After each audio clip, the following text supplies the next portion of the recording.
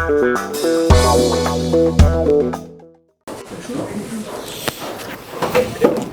le sentiment, un an après, surtout peut-être sur Saint-Charles-Export, quelque chose qui vous est exposé. Oui.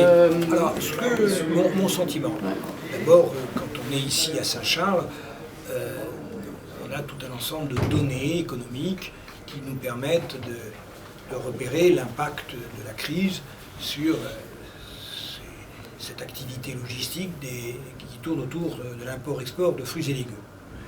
Donc ça, c'est vrai que pour moi, c'est important d'être ici et de repérer donc à travers leurs analyses comment les choses se nouent. Et par exemple, c'est vrai que quand j'ai vu la baisse des trafics avec le Maroc, j'étais assez étonné, on m'a donné les explications. Bon. Également, quand on voit, alors là ça c'était conjoncturel, mais quand on voit de façon structurelle la baisse de la consommation des fruits et légumes dans un pays comme la France, là c'est une baisse structurelle. Quand on voit qu'il y a une baisse de je sais pas combien, je crois 6% des prix, et en plus une baisse de la consommation, on voit bien que le modèle économique là est sous tension. Le modèle économique est sous tension. Donc ça, pour moi déjà, venir ici, c'est mettre à niveau ma connaissance du modèle, enfin, de l'évolution du modèle économique, la logistique des fruits et légumes. Premièrement. Deuxièmement, c'est toujours très enthousiasmant. Enfin, il y a beaucoup d'enthousiasme dans ces réunions parce que on voit bien des entreprises qui sont pas là, en effet, comme l'a très bien dit Georges Jordan, à dire on est les meilleurs, mais bien sans cesse, on développe des initiatives. Là, l'initiative de Saint-Charles-Export, qui aujourd'hui, quand il se déplace dans le monde, représente plus de 3 millions de tonnes de fruits et légumes, c'est une initiative tout à fait remarquable, qui montre le dynamisme des entreprises qui, déjà depuis 40 ans, ont donné à Saint-Charles une vraie dimension professionnelle, un vrai rayonnement international. Ça, c'est tout à fait intéressant. Alors après, le troisième élément de ces réunions, c'est qu'on est obligé d'échanger sur les difficultés du chemin, et notamment comment on améliore les infrastructures, c'est-à-dire l'outil de travail. L'outil de travail, c'est la voirie, l'outil de travail, c'est le chantier combiné, le développement de la capacité du chantier combiné de Saint-Charles, mais aussi l'outil de travail, c'est la plateforme collaborative. Enfin, il y a tout un ensemble de discussions que nous avons pour avoir une action partenariale, chacun à sa place, les collectivités, Saint-Charles de l'autre, pour améliorer les conditions de l'outil de travail. J'appelle ça l'outil de travail Saint-Charles. Et enfin, un dernier point, pour moi, ici, Saint-Charles, c'est un vrai modèle de dialogue entre les pouvoirs publics et le secteur privé, un vrai modèle de partenariat public-privé, comme on le dit aujourd'hui, dans le jargon d'aujourd'hui, un vrai modèle de partenariat public-privé, dans le respect de chacun, avec ses compétences, ses prérogatives, mais surtout avec une volonté commune de développer la valeur ajoutée sur notre territoire. Parce que c'est pas simplement développer l'emploi, c'est développer la valeur ajoutée sur notre territoire qui ensuite, évidemment, se transforme en emploi, mais d'abord, fondamentalement, c'est développer la captation de valeur ajoutée sur notre territoire. D'accord, j'ai une dernière question. Vous avez mis le doigt dans une coopérative, vous avez racheté une coopérative récemment, avec des agriculteurs qui sont vraiment en difficulté sur le territoire. Qu'est-ce que justement Saint-Charles peut amener à ces gens-là? Est-ce que Saint-Charles peut leur amener quelque chose? D'abord, il faut être clair. D'abord, il faut être clair.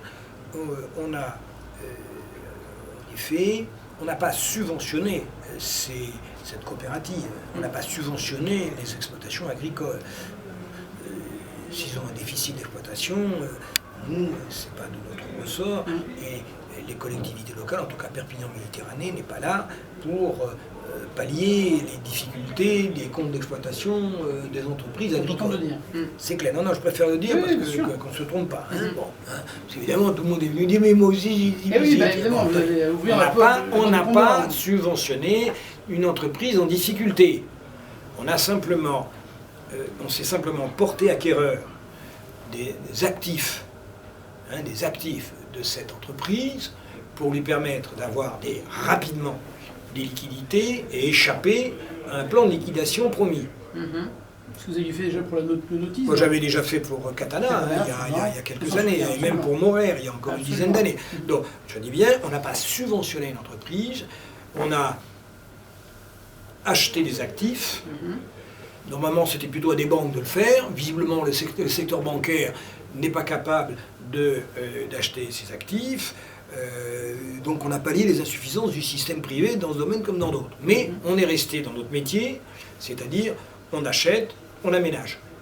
On achète, on aménage, on revend. En espérant d'ailleurs qu'on revendra à cette entreprise quand elle aura retrouvé son équilibre, son outil de travail. Alors maintenant, Saint-Charles. Il est évident que Saint-Charles est tout à fait en capacité d'aider cette entreprise. Parce que la valeur ajoutée dans cette entreprise, c'est aussi...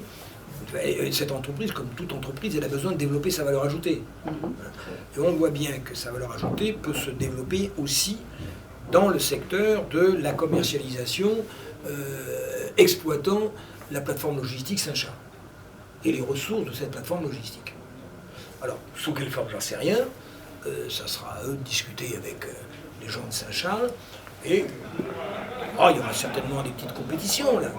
Parce qu'il y a des importateurs ici qui risquent de voir d'un mauvais œil une coopérative se mettre sur un métier d'import-export elle-même.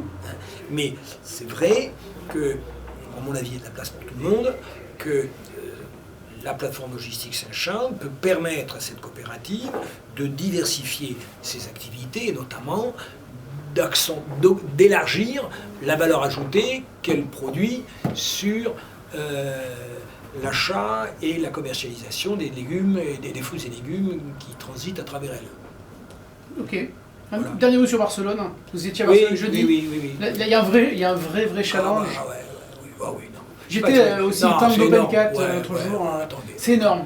Écoutez, quand vous voyez un port de Barcelone qui trimballe 5 millions de caisses et que vous êtes là à ramer pour en trouver 20 000, vous dire que, vous voyez, bon, c'est clair, on a besoin d'eux. Eux, ils peuvent nous aider. Et pourquoi ils ne font pas plus? Ils ne font pas plus parce que justement, eux aussi, ils ne comprenaient pas le système français entre la RFF, Novatrans, la SNCF, et tout, ils comprennent, qu'est-ce que c'est que c'est. Voilà, c'est pareil. Ils attendent que ça, que le dispositif soit clair et qu'ils puissent nous aider. Bien sûr. Merci beaucoup. Allez. À bientôt. À bientôt.